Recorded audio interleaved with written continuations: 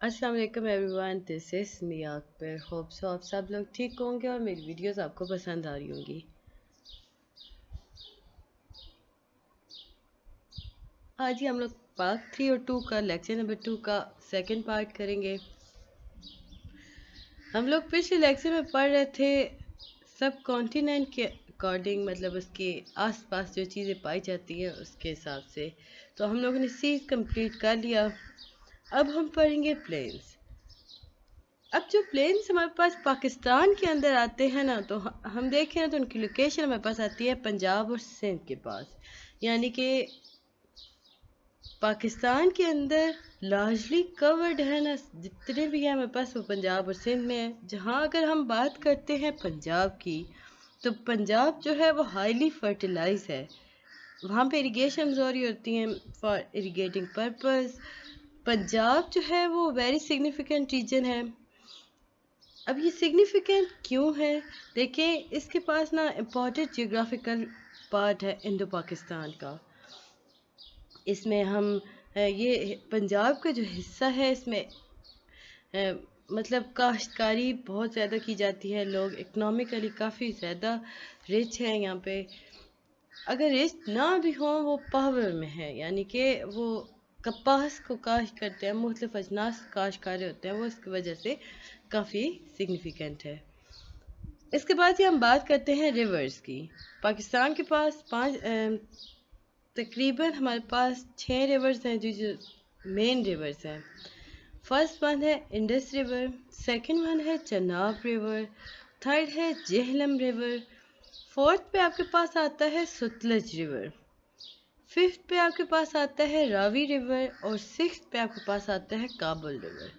अब आपके पास क्वेश्चन अगर आता है कि आप बताएं discuss the river of Pakistan, तो आप लिखोगे Indus river, Chenab, Jhelum, Sutlej, Ravi and Kabul. तो ये आपके पास 6 रिवर्स आ जाते हैं। ये आपके 5 मार्क्स का क्वेश्चन होता है। इसके बाद हम कल्चर की तरफ जाते हैं। तो सबसे पहले हमें पता होना चाहिए कल्चर है क्या।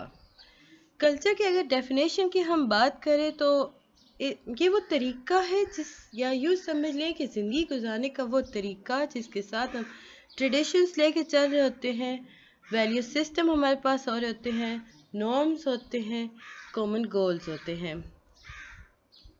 डेफिनेशन प्रॉपर वर्डिंग में देखें तो हमारे पास आती है way of life based on tradition, value system, norms and common goal. Pakistani culture जो है वो 2 एस्पेक्ट्स पे मुनहसर है। फर्स्ट है मल्टी कल्चर सोसाइटी, सेकंड है सोशली डाइवर्सिफाइड। अब जब मैं बात करती हूँ मल्टी कल्चर की, तो मल्टी कल्चरल सोसाइटी जो होती है उसे मुख्तलिफ हिस्सों में तकसीम किया जाता है। अब वो मुख्तलिफ हिस्से क्या हैं? लैंग्वेज, सब कल्चर, कास्ट हो गई, ट्राइब्स हो गए, रूरल कल्चर्स हो गए, मैस कल्चर हो गया, रिलीजन हो गया, अर्बन कल्चर हो गया। यानी कि आप ज़ुबानों के हिसाब से सोसाइटी को डिवाइड करते हो, सब कल्चर्स बनाते हो, कास्ट के हिसाब से चल रही होती हैं, ट्राइब्स के हिसाब से चल रहे होते हैं। इस पे हमारे पास रूरल और अर्बन कल्चर आ रहा होता है, मैस कल्चर भी होता है, और सबसे अहम जो आता है वो होता है रिलीजन। पाकिस्तान का फाउंडेशन है ये सारे कल्चर। अगर हम बात करें ना पाकिस्तान की प्रोग्रेस की, तो याद रखें इन फैक्टर्स पर अमल करके पाकिस्तान की प्रोग्रेस मुमकिन है, जिन्हें हम मल्टी कल्चरलिज्म कहते हैं। नेशनल और रिलीजन लैंग्वेज हमारे पास आ जाती हैं जी। पाकिस्तान के पास मुख्तलिफ ज़ुबानें हैं, मतलब हर सूबा, हर जगह, या यूँ समझ लें कि हर ज़ुबान अपनी अहमियत रखती है। लैंग्वेज बहुत इंटरेस्टिंग चीज़ है। क्यों? क्योंकि ये स्ट्रेंज भी होती है और वो डिबेटेबल भी होती है। अब मैं अगर पंजाब की बात करूँ तो हम देखते हैं कि पंजाब में पंजाबी बोली जा रही होती है, सिंध में सिंधी बोली जा रही होती है, बलूचिस्तान में बलोची, NWFP में पश्तून होते हैं, बंगाल में बंगाली होती है। लेकिन यहाँ पे एक बात जो बहुत इम्पोर्टेंट है कि नेशनल लैंग्वेज ऑफ पाकिस्तान जो है वो उर्दू है। याद रखें, اردو کو مسلمانوں کی زبان کہا جاتا ہے۔ اب یہ ایسا کیوں ہے ہم کافی ڈیٹیل میں ڈسکس کر چکے ہیں، بٹ اب ہم یہاں مین دیکھتے جاتے ہیں۔ اسے مسلمانوں کی زبان اس لیے کہا جاتا ہے کہ یہ مسلمانوں کے دور سے نکلی۔ کہا یہ کیا کہ جو مسلمان سب کانٹیننٹ کے اندر آئے تھے نا، وہ اردو بولا کرتے تھے۔ پھر ہم دیکھتے ہیں کہ علی گڑھ کی جو موومنٹ تھی وہ شروع ہوئی، تو اس میں اردو زبان کو نا بہت فلرش ملا، یعنی بہت عروج ملا۔ اسٹوڈنٹ آف علی گڑھ جو تھے نا، انہوں نے جب ہم دیکھتے ہیں آل انڈیا مسلم لیگ کے بارے میں بات کرتے ہیں نا، تو جب وہ بنائی گئی، علی گڑھ کے اسٹوڈنٹس نے بنائی، تو انہوں نے کیا کیا، اس میں بہت زیادہ جو اہم کام کیا، انہوں نے اردو کو عام کر دیا۔ آل انڈیا مسلم لیگ میں ہر جو اسٹوڈنٹ انوالو تھا وہ اردو بولتا تھا، اردو کے بارے میں وہ کافی عبور رکھا کرتے تھے۔ سو کنسیڈر یہ کیا جاتا ہے کہ مسلمانوں کی جو زبان ہے وہ اردو ہے۔ اب دیکھتے ہیں سب کلچر کیا ہے۔ ابھی ہم نے لینگویج کو ڈسکس کیا نا، یہ سارا کچھ ہمارے پاس کلچر کے اندر آ گیا ہے۔ اب ہم نے لینگویج دیکھا، ہم نے کہا جی اردو بہت بہترین ہے۔ اب ہم دیکھتے ہیں سب کلچر کیا ہے۔ سب کلچر پاکستان کی اگر ہم بات کرتے ہیں، ہم بات ہی پاکستان کی کر رہے ہیں، تو پاکستانی جو کلچر ہے نا، وہ مکسچر ہے ڈفرینٹ کلچرز کا۔ یہاں پہ ہمارے پاس دو کلچرز جو ہیں وہ بہت امپورٹنٹ ہیں۔ پہلا کلچر یہ ہے کہ پاکستان جو ہے، one is the whole Pakistani culture, پورا پاکستانی کلچر کو ہم ایک کلچر کہتے ہیں، اور دوسرا ہم کہتے ہیں ریجنل کلچر ویلیو سسٹم۔ اب یہ جو ریجنل کلچر ویلیو سسٹم ہے، ہم اسے فردر ڈسکس کرتے ہیں تو ہمارے پاس آتا ہے، جو چیزیں آئیں گی وہ ہم اگلے لیکچر میں بہت ڈیٹیل میں ڈسکس کریں گے۔ ابھی ہم چلتے ہیں کاسٹ اور ٹرائبس کی طرف، کیونکہ ہمارے پاس تھا جو بہت کاسٹ اور ٹرائب آ رہے تھے۔ اگر ہم پاکستان کی پولیٹکس کی بات کریں نا، تو ہم دیکھتے ہیں کہ پولیٹیکل سسٹم کے اندر کاسٹ سسٹم کافی ڈومیننٹ رول پلے کر رہا ہے، اسپیشلی پنجاب کے اندر۔ اگر آن دا ادر سائڈ اگر ہم بات کرتے ہیں بلوچستان کی، سندھ کی، کے پی کے کی، تو جو ٹرائبل سسٹم ہے نا، وہ بہت امپورٹنٹ رول پلے کر رہا ہوتا ہے۔ اچھا، کاسٹ آپ کا اگر اسے میں بہت سمپل کروں تو کاسٹ از سم تھنگ، اب اسے اردو میں بولتے ہیں کہ آپ اون کر رہے ہو نا کسی ایک خاص خاندان کی ویلیو کو، لیکن پورا قبیلہ جب اون کر رہے ہو تو اسے ٹرائب کہتے ہیں۔ تو پنجاب کے اندر کاسٹ بات کی جا رہی ہوتی ہے، اور آن دا ادر ہینڈ بلوچستان کے اندر، سندھ کے اندر، کے پی کے اندر ٹرائبس کے بارے میں بات کی جاتی ہے، یعنی پورے قبیلے انوالو ہوتے ہیں پولیٹکس کے اندر۔ تو اس طرح ہمارے سامنے آیا کہ جو ٹرائب سسٹم ہے وہ ایک سگنیفیکنٹ رول پلے کرتا ہے پاکستان پولیٹکس کے اندر۔ اب دیکھتے ہیں رورل اربن کلچر کیا ہے۔ اینشینٹ انڈیا جس کے اندر پاکستان بھی آتا ہے نا، وہ اگر ہم ان کو دیکھیں نا تو وہاں پہ ڈومیننٹ تھے نا رورل کلچر۔ آج اگر ہم پاکستان کو دیکھتے ہیں نا تو ہمارے پاس ایگریکلچر سوسائٹی ہے، جس کے اندر ایریگیشن ہو رہی ہوتی ہے، فارمنگ ہو رہی ہوتی ہے، جو کہ کافی امپورٹنٹ رول پلے کرتی ہے اکانومی کے اندر۔ ٹریڈیشنل اگر رورل کلچر کی اگر ہم بات کریں نا تو یہ ہولڈ کرتی ہے significance in politics, driven by family affiliations اور کاسٹ اور ٹرائبل۔ کہا یہ کیا کہ اربن کی اگر ہم بات کرتے ہیں تو وہ آپ کو ملے گا کہ اس کے اندر فارمنگ ہو رہی ہوتی ہے، پاکستان کافی زیادہ ڈیپینڈ کر رہا ہوتا ہے اربن کلچر کے اوپر۔ لیکن آن دا ادر ہینڈ اگر ہم بات کرتے ہیں رورل کلچر کی، تو رورل کلچر کافی زیادہ انفلوئنس کرتا ہے پولیٹکس کو۔ اگر ہم کنٹراسٹ کی بات کریں نا اربن کلچر کی، تو یہ اگر ہم ہسٹری دیکھیں نا، اربن کلچر سٹارٹ کہاں سے ہوا تھا، تو وہ انفلوئنس ہوا تھا بائی دا مغل امپائر۔ بعد میں برٹش پالیسیز بھی آ گئیں، انہوں نے کافی یونیک سمجھ لیں پوزیشن حاصل کر لی اربن کلچر کے اندر۔ لیکن اربنائزیشن جو ہے اس کی سٹارٹنگ مغل ایرا کے اندر ہوئی تھی۔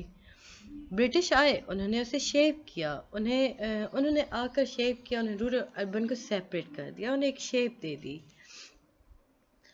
اب اس سے ہوا کیا، تین ڈسٹنٹ کلچرز ایمرج ہوئے. تو فرسٹ کلچر آپ کے پاس تھا میٹروپولیٹن، یعنی city and town with town culture bridging the gap between rural and cities, cities like Lahore, Karachi.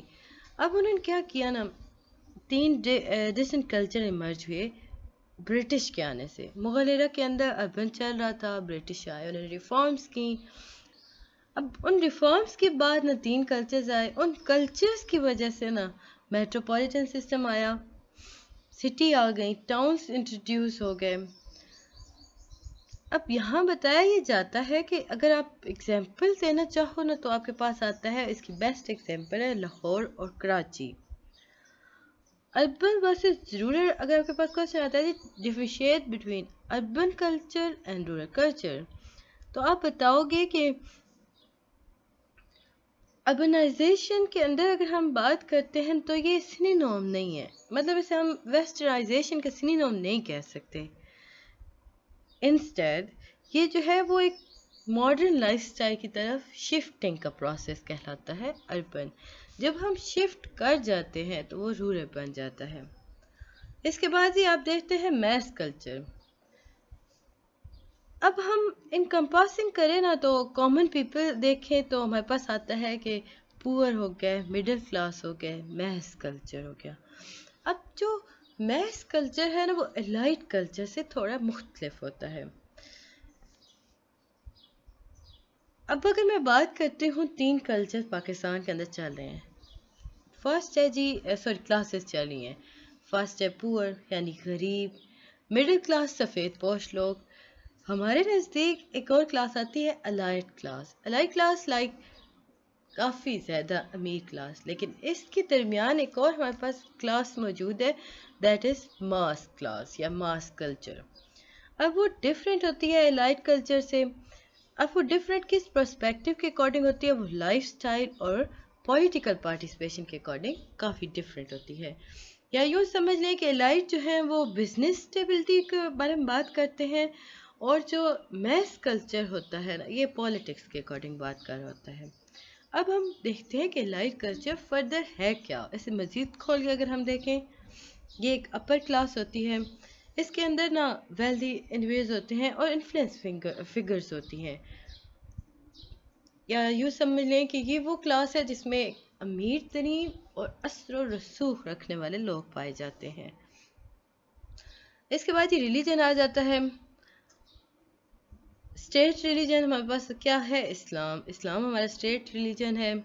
پھر اس کے بعد یہ ریلیجن جو ہوتے ہیں وہ امپورٹنٹ سگنیفیکنٹ رول پلے کر رہے ہوتے ہیں کلچر ڈائنامک کو شیپ کرنے میں.